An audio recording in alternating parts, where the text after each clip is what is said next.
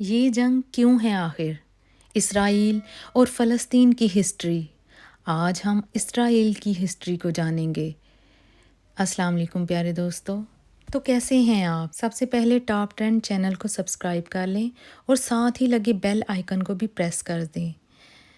جتنا آپ اس یلو حصے کو دیکھ رہے ہیں یہ ہے اسرائیل، اور جو گرے کلر ہے وہ ویسٹ بینک ہے، اور یہ غازہ اسٹرپ ہے۔ اسرائیل کے اندر ہی فلسطین ہے، اور جو یہ سٹار آپ دیکھ رہے ہیں وہ ہے جیروسلم۔ جیروسلم بہت ہی مقدس جگہ ہے، جوئش کے لیے، کرسچن کے لیے اور مسلمانوں کے لیے۔ ابھی یہ سب کچھ جاننے کے لیے ہمیں وقت میں پیچھے جانا پڑے گا۔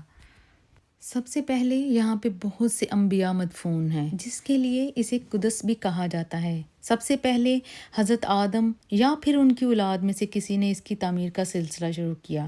حضرت ابراہیم نے خانہ کعبہ کی تعمیر کے 40 سال بعد اس کی تعمیر شروع کی تھی، اور پھر ایک عرصے کے بعد حضرت داؤد علیہ السلام نے بیت المقدس کی بنیاد رکھی، جہاں پر حضرت موسیٰ علیہ السلام کا خیمہ بھی نصب تھا۔ حضرت داؤد علیہ السلام کی وفات کے بعد یہ شروعات ہوتی ہے 1047 BC میں۔ اس ٹائم اس کو کنگڈم آف سلیمان بھی کہا کرتے تھے، یعنی کہ حضرت سلیمان کی بادشاہت تھی۔ تب حضرت سلیمان نے یہاں پہ فرسٹ ٹیمپل بنوایا تھا، جس کا نام تھا ماؤنٹ آف ٹیمپل۔ یہ کام انہوں نے جنوں کی جماعت سے کروایا تھا۔ 1 سال کا کام ابھی باقی تھا کہ آپ کے انتقال کا وقت قریب آ گیا۔ حضرت سلیمان عصا کے ساتھ ایسے ٹیک لگا کر کھڑے تھے کہ اسی حالت میں وہ دنیا سے تشریف لے گئے، جس کی وجہ سے جنوں کو پتہ نہ چل سکا اور وہ کام میں مصروف رہے، اور پھر عصا کو دیمک نے کھانا شروع کیا، جس کی وجہ سے آپ کی وفات کا پتہ چل سکا۔ یہ ٹیمپل کمپلیٹ ہوا اور پھر ہی یہ یہودیوں کی بڑی عبادت گاہ بنی، جسے ہیکل سلیمانی بھی کہتے ہیں۔ اس کے بعد 586 BC میں بیبولین آئے اور انہوں نے اس ٹیمپل کو ختم کر دیا۔ اس کے بعد پرشین آئے، انہوں نے دوبارہ اس ٹیمپل کو بنوایا، اور پھر جب دوبارہ بنواتے ہیں تو فرسٹ ٹیمپل کا نام چینج کر کے انہوں نے سیکنڈ ٹیمپل رکھ دیا، اور پھر رومن امپائر آئے اور انہوں نے سیکنڈ ٹیمپل کو دوبارہ ختم کر دیا، اور اس وقت جو بچی تھی وہ صرف ایک دیوار ہی بچی تھی۔ اور پھر اس ٹائم پہ حضرت مریم کو اللہ تعالیٰ نے حضرت عیسیٰ علیہ السلام کی پیدائش سے نوازا۔ وقت کے ساتھ ساتھ جب وہ بڑے ہوتے چلے گئے تو اللہ تعالیٰ نے ان پر معجزات کا سلسلہ شروع کر دیا، اور ساتھ ہی وہ لوگوں کو کرسچینٹی کی بھی تعلیم دینے لگے، اور بہت تیزی سے کرسچینٹی بھی پھیلنے لگی۔ یہ بات جوئش کو بالکل پسند نہ آئی، اور پھر حضرت عیسیٰ علیہ السلام کے کراس کا واقعہ پیش آیا۔ اس کے بعد کرسچن میں جو اس کے لیے بہت سی نیگیٹیوٹی پیدا ہو گئی، اور ان کو اس چیز کے لیے بلیم کیا جاتا رہا۔ وقت گزرنے کے ساتھ ساتھ 306 میں رومن امپائر کا دور جب چل رہا تھا، تب کنگ ویلیریس کی ڈیتھ ہو گئی، اور اسی ٹائم ان کے بیٹے کانسٹائنٹن رومن کے کنگ بنے۔ ان کو کرسچینٹی بہت پسند آئی، اور یہ پہلے ایسے کنگ تھے جو کرسچن کنگ بنے۔ تب ہی بہت حد تک کرسچینٹی پھیل چکی تھی، لیکن جو کہ جوئس نے حضرت عیسیٰ علیہ السلام کو مارا تھا، جس کی وجہ سے ان میں نفرت بھی بہت پھیل چکی تھی، اور پھر تب اس دور میں جوئس کو بہت مارا پیٹا جانے لگا۔ جوئس رومن امپائر چھوڑ کر دنیا بھر میں بھاگنے لگے۔ جہاں پر حضرت عیسیٰ علیہ السلام کو صلیب پر چڑھایا گیا تھا، وہاں پر ہولی آف دا چرچ بنوایا گیا۔ اس جگہ سے 2 کلومیٹر دور ماؤنٹ آف ٹیمپل کا ایریا ہے، اور جوئش اسے ماؤنٹ آف ٹیمپل کہتے ہیں، لیکن مسلمان اسے بہت ہی مقدس سمجھتے ہیں۔ اس کے بعد 638 AD میں رومن امپائر اور عربوں کی بہت سی لڑائیاں آپس میں ہوتی ہیں۔ جب عرب آرمی کے کنٹرول میں یہ ایریا آیا تو جیروسلم کے اس ایریا جہاں پر سیکنڈ ٹیمپل تھا، وہاں پر ڈوم آف دی روک بنوایا گیا، اور یہاں بنی الاقصی مسجد۔ یہ وہی مسجد ہے جہاں پر آپ حضرت محمد صلی اللہ علیہ وآلہ وسلم نے تمام انبیاء علیہ السلام کو نماز پڑھائی تھی، جس کی وجہ سے یہ مسلمانوں کا قبلہ اول بھی ہے، اور آپ یہیں سے پتھر پہ پاؤں رکھ کے شب معراج پہ تشریف لے گئے۔ تو یہ ہوا ڈوم آف دا راک، اور یہ ہوئی مسجد الاقصی، اور یہ ہوئی ویسٹرن وال۔ یہ جو پورا ایریا ہے اس کو Joyce temple of the mount بھی کہتے ہیں۔ اور مسلمان اسے بیت المقدس کہتے ہیں۔ یہ جو مسجد الاقصیٰ ہے یہاں پر نان مسلم الاؤ نہیں ہے۔ یہ جو 37 ایکڑ کا ایریا ہے یہ کرسچن، مسلمان اور جوئش کے لیے بہت ہی امپورٹنٹ ہے۔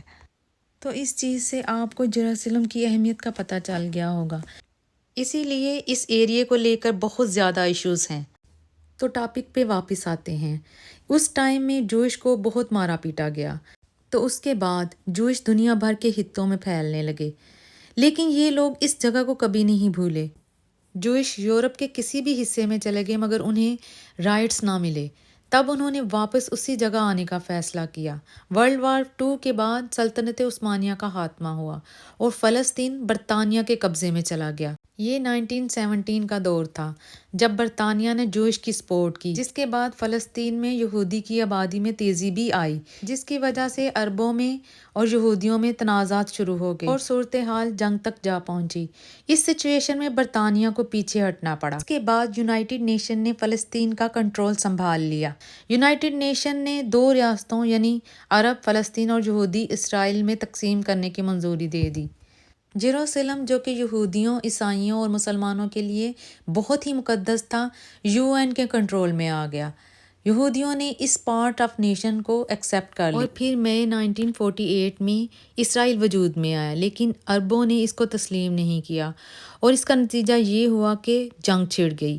اسرائیل کی اس جنگ میں فتح حاصل ہوئی۔ اس کے بعد اس نے ان علاقوں پر بھی قبضے کر لیے جو حصے فلسطین کے تھے اور پھر فلسطین 3 حصوں میں تقسیم ہو گیا، ویسٹ بینک اور مشرقی یروشلم پر اردن، جبکہ غزہ پر مصر کا قبضہ ہو گیا تھا، اور فلسطین کے حصے میں 78% علاقے آئے جن پر بھی اسرائیل نے قبضہ کر لیا اور جس کے نتیجے میں 7 لاکھ فلسطینی بے گھر ہو گئے۔ اسے بڑی تباہی کے نام سے بھی یاد کیا جاتا ہے۔